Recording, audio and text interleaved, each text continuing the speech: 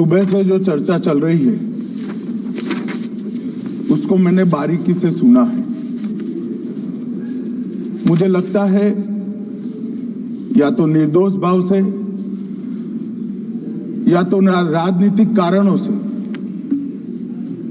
ढेर सारी भ्रांतियां कई सदस्यों के मन में भी है और कई सारी भ्रांतियां सदन के माध्यम से, आपके माध्यम से पूरे देश भर में फैलाने का प्रयास भी हो रहा है। बिल पर चर्चा का जवाब तो माननीय रिज्जू साहब देंगे। मैं कुछ बातें यहां रखी है, इसको मेरी समझ के हिसाब से क्लैरिफाई करने का जरूर प्रयास करूंगा। ये वक्त एक अरबी शब्द है। वक्त का इतिहास मान्यवर कुछ हदीसों से जुड़ा हुआ मिलता है और आजकल जिस अर्थ में वक्त शब्द का प्रयोग किया जाता है, इसका मतलब है अल्लाह के नाम पर संपत्ति का दान, पवित्र धार्मिक उद्देश्यों के लिए संपत्ति का दान।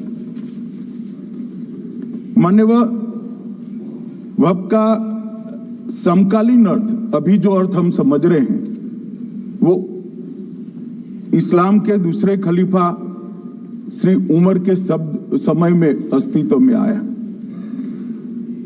एक प्रकार से इसकी आज की भाषा में व्याख्या करें तो वक़्फ़ एक प्रकार का चैरिटेबल एंडोनमेंट है और जहां एक व्यक्ति संपत्ति, भूमि या मूल्यवान संपत्ति धार्मिक या सामाजिक भलाई के लिए दान करता है बिना उसको वापस लेने के उद्देश्य से, वहां वक्फ की रचना करती। इसमें दान देता है, वो शब्द का बड़ा महत्व है। दान उस चीज का ही कर्ज किया जा सकता है जो हमारा है। सरकारी संपत्ति का दान मैं नहीं कर सकता मान्यवर, किसी और की संपत्ति का दान मैं नहीं कर सकता। दान उसी चीज का किया जाता है जो हमारा है मान्यवर। इसी विषय पर ये सारा जो बहस चल रहा है, चल रहा है। भारत का जहां तक सवाल है, दिल्ली में सल्तनत काल के प्रारंभ में मुइज़्ज़ुद्दीन घोरी के समय पर पहली बार वक्फ अस्तित्व में आया। अंग्रेजों के जमाने में 1863 के धार्मिक दान अधिनियम से चलता था। बाद में चैरिटेबल प्रॉपर्टीज एक्ट 1890 से चला। उसके बाद 1913 में मुसलमान वक्फ वैलिडेटिंग एक्ट अस्तित्व में आया। तब तक ये सारी प्रक्रियाएं चैरिटेबल एक्ट के तहत चलती थी। मान्यवर आजादी के बाद वही एक्ट को 1954 में वक्फ के केंद्रीकरण के लिए बदला गया। 95 में वक्फ न्याय अधिकरण और वक्फ बोर्डों की स्थापना की। अब ध्यान से सुनिएगा मान्यवर, वक्फ परिषद और वक्फ बोर्ड ये 1995 से आए। ये पूरा झगड़ा जो चल रहा है, आपने नॉन हिंदू को रख दिया और नॉन मुस्लिम को रख दिया, गैर मुस्लिम को रखा। वो झगड़ा वक्फ में दखल करने का है। पहले तो वक्फ में कोई गैर इस्लामिक सदस्य आएगा ही नहीं, ये स्पष्टता समझ लीजिए। ना मुतवल्ली गैर इस्लामिक होगा, ना वाकिफ गैर इस्लामिक होगा। मान्यवर वहां कोई प्रोविजन नहीं है। जो धार्मिक संस्थाओं का संचालन करते हैं उसमें कोई गैर मुस्लिम व्यक्ति रखने का प्रावधान किया भी नहीं है, हम करना भी नहीं चाहते हैं मान्यवर। इसलिए जो बड़े बड़े भाषण करते हैं कि समानता का अधिकार चला गया, दो धर्मों के बीच में समानता नहीं रही, मुसलमानों के धार्मिक अधिकारों के बीच में दखल खड़ी हो जाएगी, कुछ नहीं होने वाला मान्यवर। इस दृष्टि से देखें तो 1995 तक वक्फ की काउंसिल और वक्फ बोर्ड था ही नहीं, वो तो 95 से आया। और मान्यवर, ये जो भ्रम खड़ा किया जाता है कि ये एक मुस्लिम भाइयों के धार्मिक क्रियाकलापों के अंदर, उनके दान की हुई संपत्ति के अंदर दखल करने का है, ये बहुत बड़ी भ्रांति फैलाकर माइनॉरिटी को डराकर अपनी वोट बैंक खड़ी करने के लिए किया जा रहा है। मान्यवर, कहां पर गैर मुस्लिम सदस्य रखे जाएंगे? परिषद में और वक्फ बोर्ड में। उसका काम क्या है? उनका काम धार्मिक क्रियाकलापों को कुछ चलाने का नहीं है।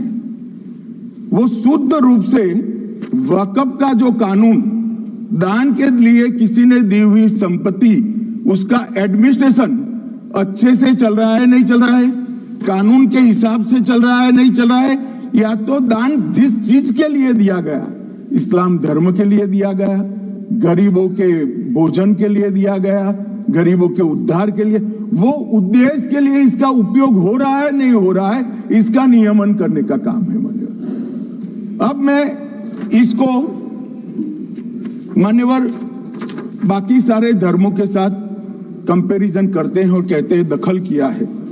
मैं उसको स्पष्ट करना चाहता हूं। मान्यवर, वक्फ जो है वो हमारे यहां ट्रस्ट एक्ट है, इसमें ट्रस्ट है।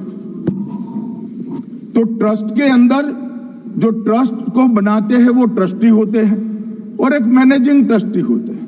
वक्फ में वाकिफ होता है, वक्फ होता है और मुतवल्ली होता है। ये सारे इस्लाम के अनुयायी हैं। अरे भाई, आप कह रहे हो, हम तो कह रहे हैं क्योंकि इसका वक्फ शब्द ही इस्लाम से आया है, इसलिए हम कह रहे हैं कि वक्फ वो ही कर सकता है जो इस्लाम का अनुयायी हो।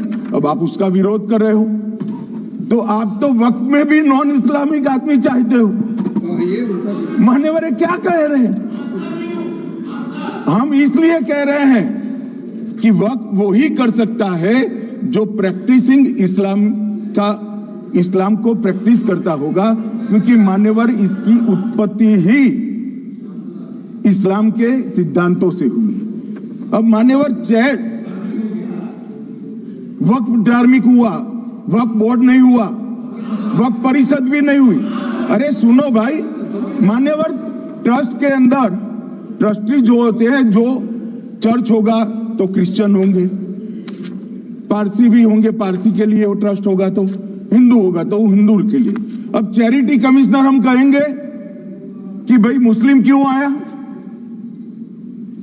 मुझे बताओ, चैरिटी कमिश्नर एक्ट में मुसलमान चैरिटी कमिश्नर बन सकता है या नहीं बन सकता है? उसको ट्रस्ट नहीं चलाना है, उसको चैरिटी के कानून के हिसाब से वो ट्रस्ट चले, उसकी देखरेख करनी है।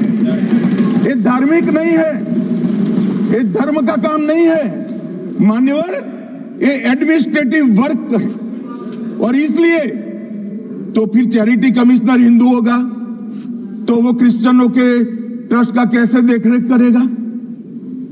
चैरिटी कमिश्नर क्रिश्चियन होगा तो जैनियों के और हिंदुओं के ट्रस्ट का कैसे देखरेख करेगा? अब बताओ कि सारे ट्रस्ट के चैरिटी कमिश्नर अलग अलग बन, देश तोड़ दोगे आप लोग,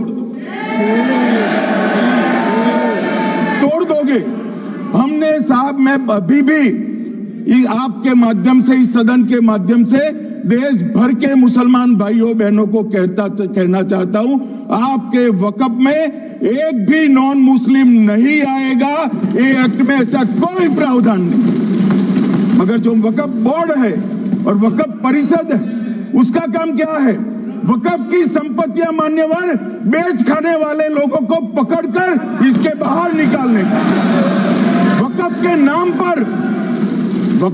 नाम पर औने पौने दाम में संपत्तियों को 100 साल तक किराए पे देने वाले लोगों को पकड़ना है।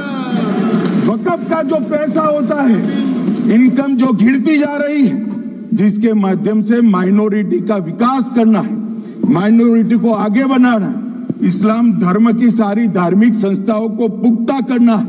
ये पैसा जो चोरी होता है ना, उसको पकड़ने का काम वक्फ बोर्ड वक्फ परिषद करे। और मान्यवर, वो चाहते हैं कि इनके राज में जो मिलीभगत चली वो चलती रहे। ये नहीं चलेगी,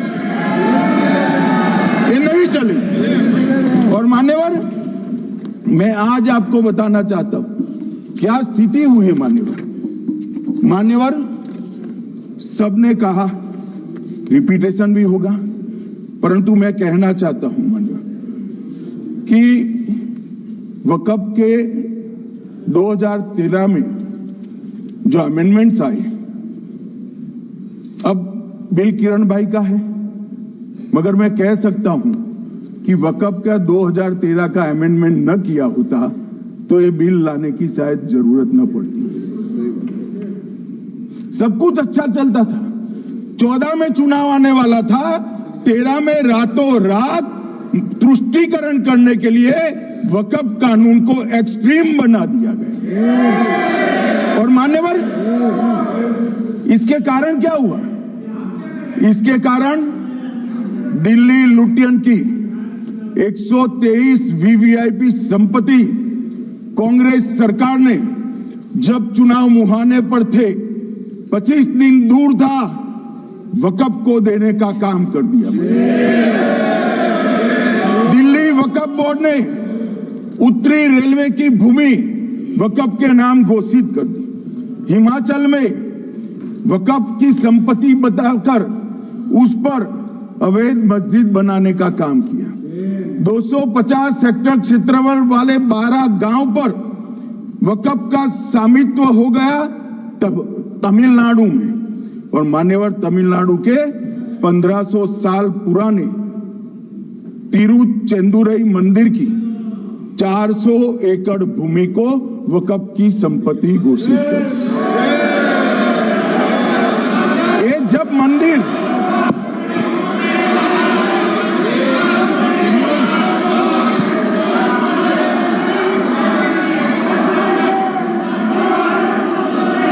आपको मौका मिले जब अपनी बात कह देना, प्लीज बैठिए। मान्यवर, कर्नाटक की, आपको मौका मिले जब अपनी बात कह देना। आप भी बहुत मिसलीड करते हैं, बैठिए।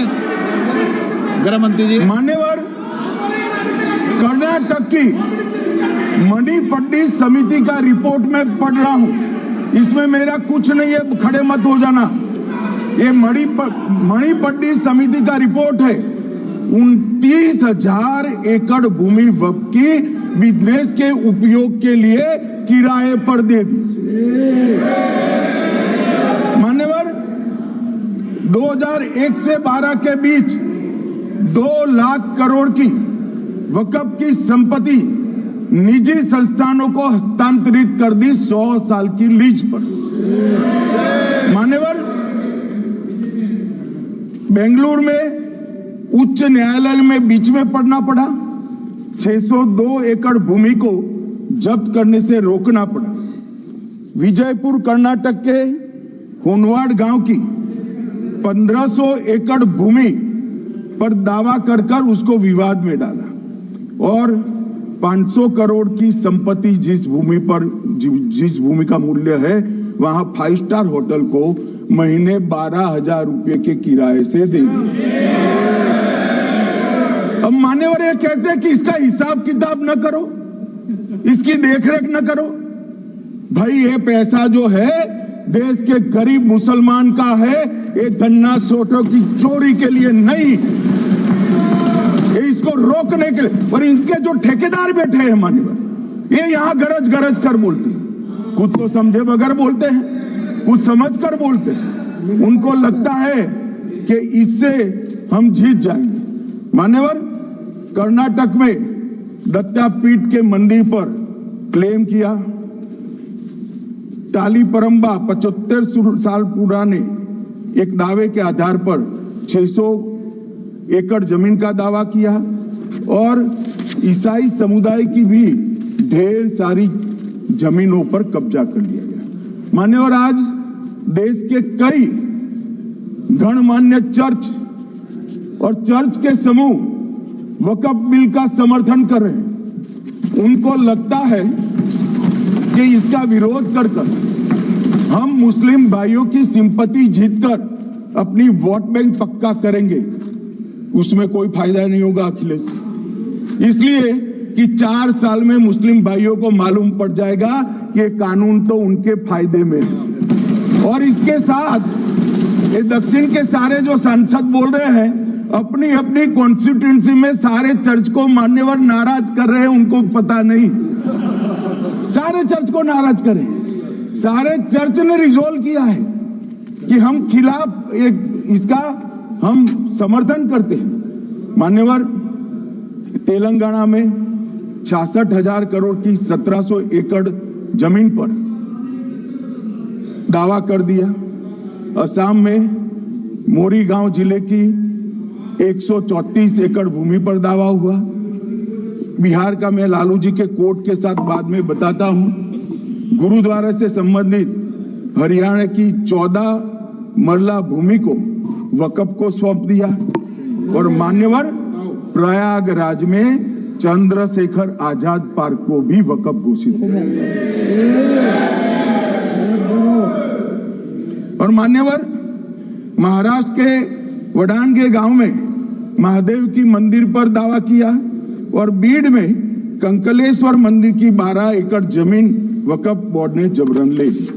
मान्यवर, ये सब जब जो चल रहा है, इसमें आज भी मैं स्पष्ट करना चाहता हूं, वक्फ जो कि मुस्लिम भाइयों की धार्मिक क्रियाकलाप और उनके बनाए हुए दान से ट्रस्ट है, उसमें सरकार कोई दखल करना नहीं चाहती है। मुतवल्ली भी उनका होगा, वाकिफ भी उनका होगा, वक्फ भी उनका होगा। परंतु वक्फ की संपत्ति, इसका रख रखाव ठीक से हो रहा है नहीं। वक्फ का संचालन कानून के हिसाब से हो रहा है, निजी उपयोग के हिसाब से। सैकड़ों साल पहले किसी बादशाह ने दान किया, हमारी भाषा में कहो तो धर्मादा किया। अब इसकी संपत्ति को आप 12,000 रुपये में 5 सितारा होटल बनाने के लिए दे देते हो, ये उचित है क्या भाई? वो पैसा गरीब मुसलमान के कल्याण के लिए करिए, तलाकशुदा महिलाओं के कल्याण के लिए करिए, जो अनाथ बच्चे हैं उसके कल्याण के लिए करिए। मान्यवर, ये करने की जगह बेरोजगार मुसलमान युवाओं के लिए स्किलिंग का काम करिए। लाखों करोड़ों रुपए की भूमि मान्यवर, और इनकम 126 करोड़ रुपया। रेलवे की जितनी जमीन है, जिसमें हजारों करोड़ लाखों करोड़ का रेलवे का कारोबार चलता है, इतनी भूमि वक्फ के पास है और इनकम 126 करोड़ रुपया। मान्यवर कहते हैं कि इनकम का क्या उद्देश्य है?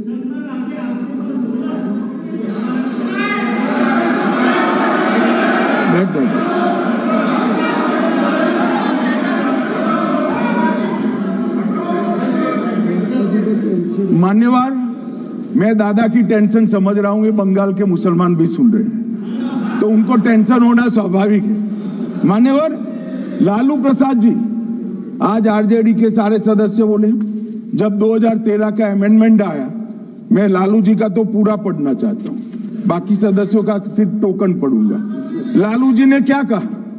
मैडम, सरकार जो यह संशोधन विधेयक पेश किया है, सरकार की पहल का हम स्वागत करते हैं। शाहनवाज हुसैन जी और अन्य माननीय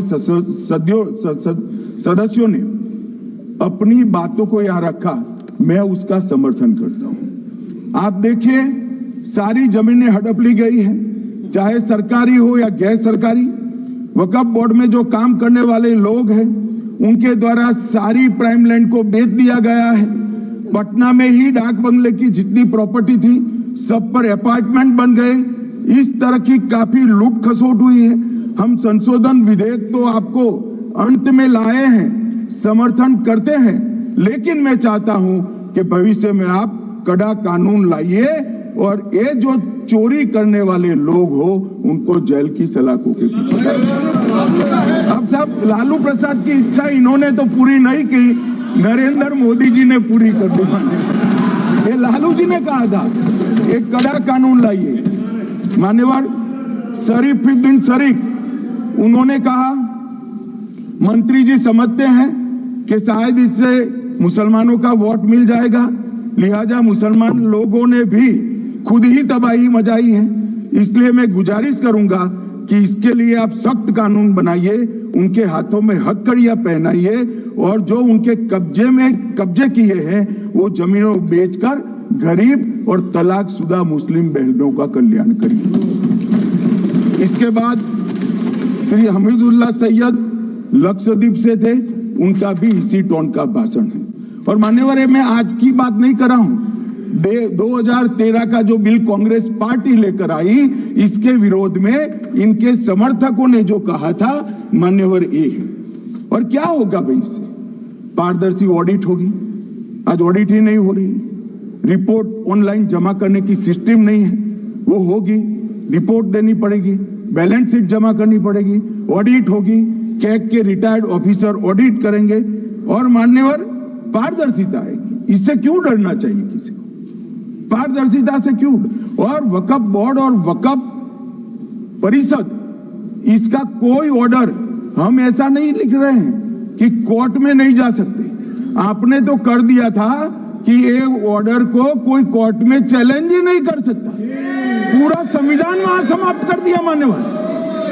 और मान्यवर, हम तो इसको कहते हैं कि कोई भी चैलेंज कर सकता है कायदे की अदालत में। इस देश में संविधान का राज है, ग्रीवेंसेस जिसका भी हो कोर्ट में जा सकता है।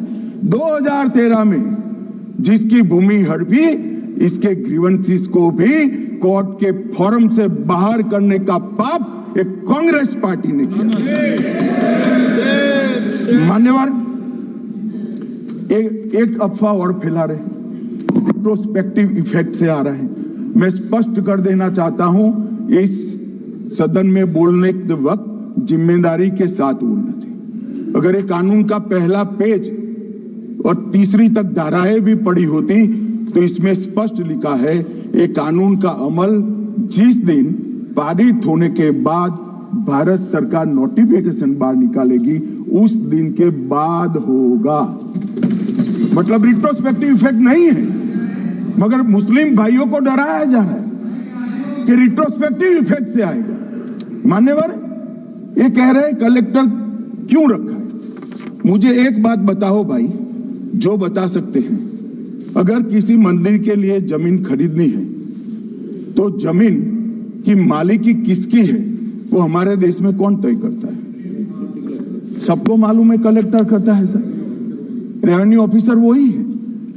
तो अगर वक्फ की भूमि जो वक्फ कर रहा है उसकी है या नहीं है, इसकी जांच कलेक्टर करे तो इसमें आपत्ति क्या है? वक्फ तो दान है भाई, और दान अपनी संपत्ति का किया जा सकता है, किसी और की संपत्ति का नहीं किया जा सकता।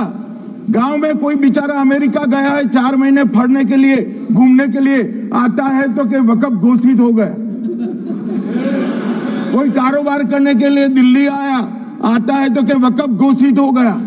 अरे ऐसे नहीं होता भाई, कलेक्टर को पूछना पड़ेगा सरकारी संपत्ति है या नहीं है, इसकी जांच करनी चाहिए या नहीं करनी चाहिए। ढेर सारे मंदिर बनते हैं, बने भी है, बनेंगे भी, ढेर सारे चर्च बने हैं, गुरुद्वारे बने हैं, सरकारी संपत्ति पर बन सकते हैं क्या? नहीं बन सकते मान्यवर।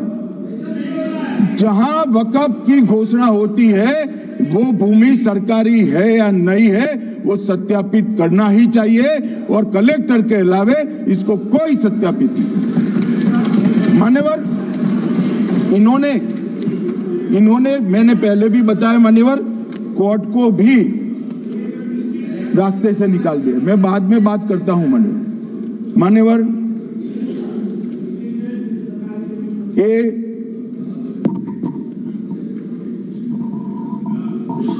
मान्यवर एक उपयोग के आधार पर वक्त की समाप्त। मान्यवर ये कह रहे हैं कि सैकड़ों सालों से वहां प्रैक्टिस है। अब वो तो वक्फ रजिस्टर हो गया, आपने घोषित कर दिया, वक्फ में रजिस्टर भी हो गया, अब इसका सवाल नहीं है। मगर सैकड़ों साल की प्रैक्टिस, मुगलों के समय की प्रैक्टिस आज घोषित की जा सकती है क्या? अगर वहां नमाज पढ़ रहे हैं तो लोग देखते होंगे, कब्रिस्तान होगा लोग देखते होंगे, दरगाह होगी तो लोग देखते होंगे, और घोषित भी हो चुका होगा, रजिस्टर भी हो चुका होगा। अब अगर आप वक्फ घोषित करना है तो उसको ऐसे नहीं कर सकते मान्यवर, अधिकृत करना चाहिए। मान्यवर,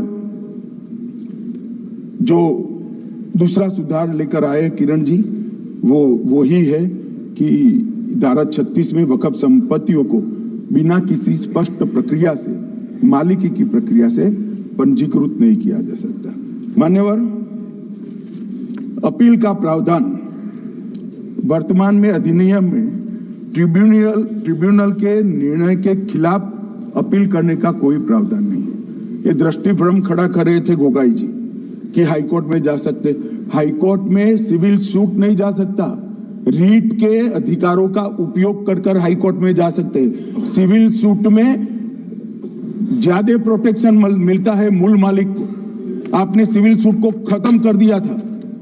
रीट के जुडिक्शन बहुत सीमित है, हम सब जानते हैं कि ये सीमित कर दिया गया था, आप भी जानते हो, मगर आपको वोट बैंक चाहिए। मान्यवर, ये हमारा स्पष्ट सिद्धांत है भारतीय जनता पार्टी की, मोदी सरकार का, कि वोट बैंक के लिए हम कोई कानून नहीं लाए। कानून न्याय के लिए होता है, कानून लोगों के कल्याण के लिए होता है। इन्होंने कहा कैसे कैसे कानून आए हैं, मैं बता देता हूं सब। अभी कांग्रेस के महासचिव और माननीय सदस्य कह रहे थे क्या कानून आ रहे हैं, सब किस प्रकार के कानून आ रहे हैं। मान्यवर, इसी सदन में नरेंद्र मोदी सरकार ही महिलाओं को 33% आरक्षण का कानून लाई। इसी सरकार में पिछड़ों को संवैधानिक अधिकार दिया गया। मान्यवर, इसी सरकार में बजट जो आए, इसमें गरीबों को गैस, शौचालय, पानी, 5 लाख तक का बीमा, 5 किलो अनाज, बिजली और घर दिए गए। मान्यवर, और कन्वर्जन कानून की बात करते थे और हंसते हंसते कहते थे कर्नाटक सरकार कन्वर्जन कानून लेकर आई है। सबसे पहला कन्वर्जन कानून ओडिशा और मध्य प्रदेश में कांग्रेस सरकार लेकर आई, मगर उस वक्त कांग्रेस सरकार तुष्टीकरण की नीति पर नहीं चलती थी, महात्मा गांधी के सिद्धांतों पर चलती थी। मध्य प्रदेश और ओडिशा में सबसे पहला कन्वर्जन के खिलाफ कानून कोई लाया तो कांग्रेस पार्टी लाई, और मुझे गर्व है मेरी पार्टी की सरकारें कन्वर्जन पर कानून लाती। मान्यवर, सबको अपना धर्म का अनुसरण करने का अधिकार है, वो शौक से करे, मगर लोभ, लालच, भय, इससे धर्म परिवर्तन नहीं कराया जा सकता। किसी गरीब के पास खाना नहीं है, खाना देकर उसका धर्म बदला दोगे? कोई थोड़ा कम पढ़ा लिखा व्यक्ति है, उसका धर्म बदला दोगे? ऐसे नहीं होगा मान्यवर। और आपने भी किए हैं कानून, आप नए नए आए हो, आपको मालूम नहीं है मान्यवर, इनको मालूम नहीं, अभी अभी आए हैं 5 साल से। ये कांग्रेस पार्टी ने कानून किए थे मान्यवर। अपील का प्रावधान भी हमने आगे बढ़ाया, और गैर मुसलमानों के द्वारा दान की गई संपत्तियों पर, गैर मुसलमानों की दान की संपत्तियों पर वक्फ अधिनियम को हमने लगने से मना कर दिया। माने उनके लिए चैरिटी कमिश्नर का कायदा है। ये प्रैक्टिसिंग इस्लाम, जो इस्लाम की प्रैक्टिस करते हैं, इसीलिए मान्यवर हमने ओवरराइडिंग इफेक्ट को भी समाप्त कर दिया। मान्यवर, ट्रस्ट का नियमन करने का जो कानून होता है, जैसे चैरिटी कमिश्नर के कानून में कोई ओवरराइडिंग इफेक्ट नहीं है। जहां क्लासेस आते हैं वहां ओवरराइडिंग इफेक्ट होती है। यहां ओवरराइडिंग इफेक्ट इसलिए दीजिए कि आप जिसकी संपत्ति हड़पी जाएगी उसको कोर्ट से जाने से रोकना चाहते थे, इसलिए ओवरराइडिंग इफेक्ट जो हमने मान्यवर निकाल दिया है। मान्यवर, एक ऐसी चर्चा लेकर आए कि चर्चा नहीं। मैं आपको बताना चाहता हूं 2013 में जो अमेंडमेंट बिल आया, जिसके कारण ये बिल लाना पड़ा, वो बिल में कुल मिलाकर 5.4 घंटे चर्चा हुई थी, 5.5 घंटे दोनों सदन मिलाकर। और इस बिल में दोनों सदन मिलाकर 16 घंटे चर्चा हो रही है मान्यवर, 16 घंटे। इसके अलावे हमने डिमांड किया समिति बनाओ, समिति भी बनाई, 38 मीटिंगें हुई, 113 घंटे चर्चा हुई, 284 हितधारक बनाए गए। वक्फ बोर्डों की संख्या जो उपस्थित वक्फ बोर्ड भी हुए राज्यों के 25 हुए, राज्य सरकार के प्रतिनिधि 15 राज्य सरकारों के आए, सांसद 8 हुए, विधायक विधान परिषद 7 हुए और अध्ययन दौरे 3 किए गए और अल्पसंख्यक आयोगों को भी 5 बुलाया गया। ये सबसे 92.68 लाख करीब 1 करोड़ सुझाव देश भर से ऑनलाइन आए। इसकी मीमांसा कर ये कानून बनाए। आप ऐसे इसको खारिज नहीं कर सकते हो भाई पूरी प्रक्रिया को। आप जो कर रहे हैं 5.5 घंटे की प्रक्रिया, ये बहुत लोकतांत्रिक प्रक्रिया है और हम 16 घंटे चर्चा करते हैं कि चर्चा आपके अनुरूप चर्चा नहीं हो सकती। इस सदन में हर सदस्य बोलने के लिए स्वतंत्र है, कोई परिवार की यहां चलती नहीं है। ये तो जनता के नुमाइंदे हैं, किसी की कृपा से नहीं आए हैं। मान्यवर, जो दिल में है, जो जनता की आवाज है वो रखेंगे। मान्यवर, एक सदस्य द्वारा कहा गया कि ये मिसलीडिंग है कि पुराने कानून में 2013 के जो अमेंडमेंट्स थे उसमें अपील का प्रोविजन था। अब मैं कहना चाहता हूं 83(9) उसमें अधिकरण द्वारा किए गए किसी भी विनिश्चय का आदेश विरुद्ध, चाहे वो अंतरिम हो या फाइनल, इस पर अपील नहीं हो सकती। इसका मतलब अपील का प्रोविजन आपने रखा ही नहीं था। सिविल न्यायालय, राजस्व कोर्ट और अन्य प्राधिकरण उसके अधिकार क्षेत्र पर भी प्रतिबंध लगा दिएगा और सरकारी अधिसूचना जो बाद में वक्फ बोर्ड और वक्फ परिषद के एडवाइस से होगी, इसको भी कोई चुनौती नहीं दे सकता। मान्यवर, मुझे ये बताओ कि अभी फैशन है संविधान लहराने की। ये संविधान के हिसाब से सरकार का या किसी भी निजी संस्था का कोई भी फैसला मान्यवर कायदे की कोर्ट से बाहर कैसे हो सकता है?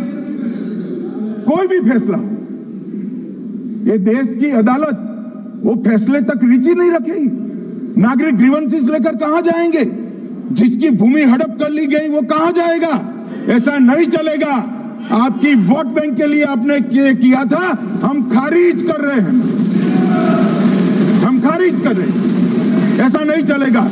अदालत में जाइए, जिसको ग्रीवेंसेस है आइदर और साइड से, और अदालत न्याय करेगी। न्याय के लिए तो अदालतें बनी है। और मान्यवर, यहां एक सदस्य ने कह दिया माइनॉरिटी इस कानून को स्वीकार नहीं करेगी। क्या धमकाना चाहते हो भाई? संसद का कानून है, सबको स्वीकार करना पड़ेगा।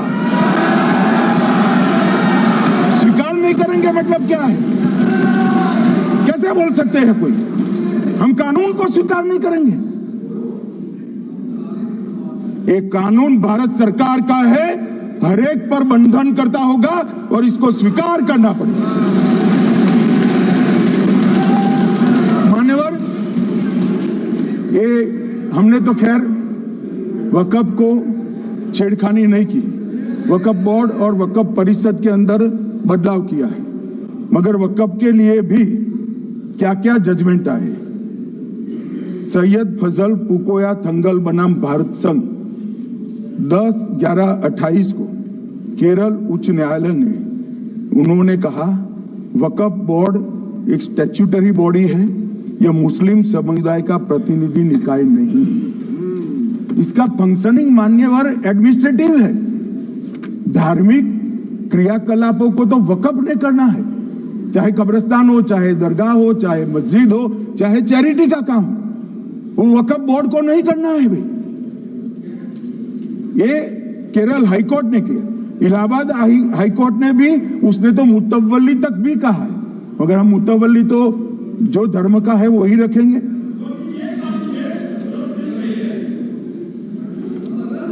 मान्यवर, इन्होंने कहा एक मुतवल्ली के कर्तव्य विशुद्ध रूप से धर्म निरपेक्ष कैरेक्टर है, मगर हम मुतवल्ली को छू नहीं रहे।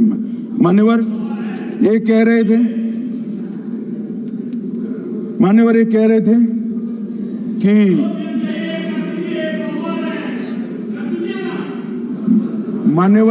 थे कि कोई गड़बड़ियां नहीं हुई।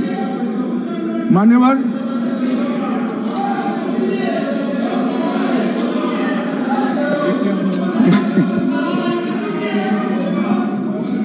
मान्यवर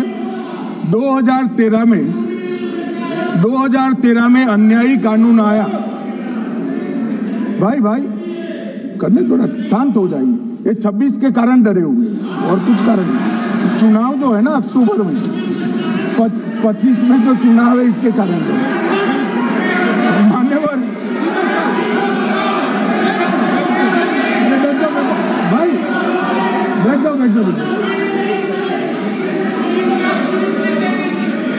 मान्यवर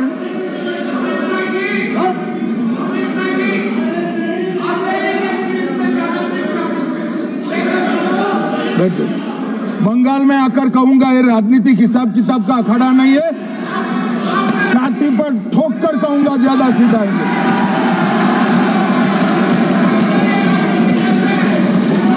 मान्यवर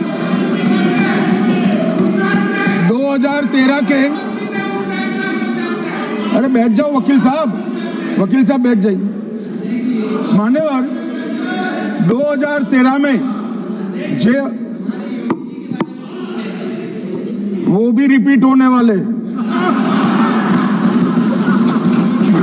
मान्यवर 2013 में बैठ जाओ। मान्यवर 1913 से लेकर 2013 तक 1913 से 2013 तक वक्फ बोर्ड का कुल एकड़ में भूमि सब वक्फ का मिलाकर 18 लाख एकड़ था। मेरी विनंती है सभी सदस्य इसको ध्यान से सुनिए। 1913 से 2013 तक 18 लाख एकड़ और 13 से 25 तक एक कानून बनने का परिणाम क्या आया और नई 21 लाख एकड़ भूमि बढ़ गई। अब मान्यवर 39 लाख एकड़ जो भूमि है उसमें 21 लाख एकड़ 13 के बाद। अब ये कह रहे हैं कि इसका दुरुपयोग नहीं हो रहा है। मान्यवर और लीज पर दी गई संपत्तियां 20,000 थी और 25 में रिकॉर्ड के हिसाब से, हो सकता है गलत भी हो सकता है, रिकॉर्ड्स के हिसाब से शून्य हो गई। तो मान्यवर संपत्तियां कहां गई? मान्यवर बेच दी गई। किसकी संपत्ति से, किसकी परमिशन से बेचा? मान्यवर मैंने पहले ही कह दिया कि केरल और देश भर के Catholic bishop council, Catholic bishop conference of India, Catholic Congress Kerala, भारतीय कैथोलिक धर्मगुरुओं की महासभा, केरल चर्चों की संयुक्त परिषद, कैथोलिक कांग्रेस केरला, ये सब ने इस बिल का समर्थन करा है और कहा है अन्यायी 2013 का सुधार। हम अकेले नहीं कह रहे मान्यवर। और मान्यवर इसी एक्ट में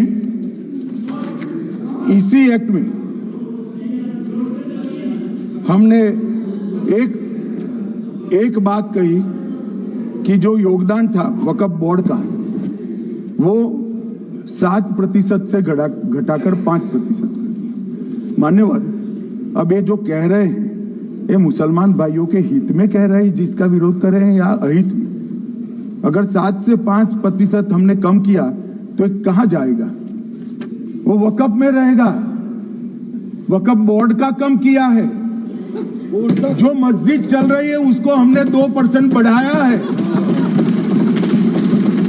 ये उल्टा समझ रहे हैं।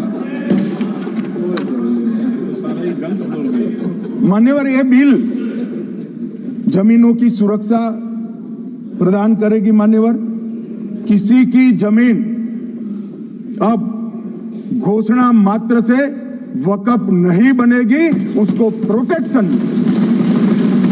मान्यवर, पुरातत्व विभाग और एएसआई की जमीन को हम सुरक्षा देंगे। आदिवासी भाइयों की शेड्यूल 5 और शेड्यूल 6 की जो जमीन है वो सुरक्षित हो जाएगी। निजी संपत्ति जो आम नागरिकों की है वो भी सुरक्षित हो जाएगी। और वक़्फ करने के लिए स्वामित्व को दान तो साहब अपनी संपत्ति का ही कर सकते हैं, गांव की संपत्ति का दान नहीं कर सकते। तो वक़्फ निजी संपत्ति से ही स्वामित्व के बगैर नहीं हो पाएगा। इसमें पारदर्शिता लाने के लिए सूचना की प्रक्रिया को दाखिल किया गया है। वक़्फ बोर्ड की वक़्फ की जो संपत्ति घोषित करने की अधिकार थे उसको समाप्त कर दिए। कलेक्टर से सर्टिफाइड कराना पड़ेगा और नए वक़्फ पारदर्शी तरीके से पंजीकृत भी करने पड़ेंगे। रजिस्ट्रेशन के बगैर कोई संस्था नहीं चल सकती। और मुस्लिम ट्रस्ट अब तक के जो है उसको हमने इस जो माफ करना, कई सारे ऐसे मुसलमान भाई हैं जो वक़्फ के कानून को अंदर दायरे में आना नहीं चाहते। मुझे मिले थे वोरा समाज वाले, वोरा समाज है, अहमदिया है, कई सारे ऐसे समुदाय हैं, सिया भी है, पसमंदाओं के भी कुछ ट्रस्ट हैं। वो सभी को मैं एक आनंद का समाचार देना चाहता हूं, अब मुसलमान भी ट्रस्ट एक्ट के अंदर अपना ट्रस्ट रजिस्टर करा सकता है। इसके लिए कंपलसरी नहीं है कि वो वक़्फ के कानून में भी जाए, चैरिटी कमिश्नर एक्ट के तहत वो करने वाला है। मान्यवर, भूमि के रिकॉर्ड का कार्यालय होगा, समाचार पत्र और क्षेत्रीय भाषाओं में इसकी एडवर्टाइज दी जाएगी। ढेर सारे प्रावधान मान्यवर इसके अंदर किए हैं। महिला, सिया, पसमंदा, वोरा, अहमदिया, उनका हमने समावेश किया ही है। और उन्होंने कहा, मैं सुन रहा था, मान्यवर एक फैशन हो गई, राम जन्मभूमि का मंदिर बनाने की बात आई तो इस देश के अंदर खून की नदियां बह जाएगी, मुसलमान रोड पर आ जाएगा, मुसलमानों का ये हो जाएगा, वो जहां ट्रिपल तलाक, फिर से डर, सीए आया कि मुसलमानों की नागरिकता चली जाएगी।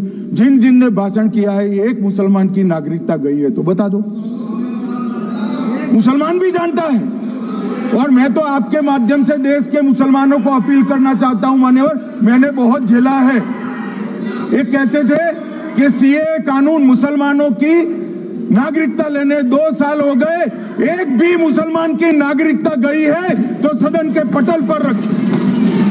कितना झूठ फैलाया इन्होंने। मान्यवर, धारा 370 हटाई, एक कह रहे थे मुसलमानों का ये हो जाएगा, वो हो जाएगा, फिर से उमर अब्दुल्ला जीत कर आज शासन कर रहे हैं। आतंकवाद समाप्त हो गया, विकास शुरू हो गया, पर्यटन बढ़ गया। मान्यवर, एक कांग्रेस पार्टी और उसके साथियों ने मुसलमान भाइयों को डरा डरा कर अपनी वोट बैंक खड़ी करने का काम किया। हम नहीं डरा रहे मुसलमानों को, आप डरा रहे हो भाई। आप कह रहे हो ये हो जाएगा। मैं कहता हूं इस देश के नागरिक को किसी भी धर्म का हो कोई आंच नहीं आएगी। मान्यवर, ये नरेंद्र मोदी सरकार का सरकार। मान्यवर,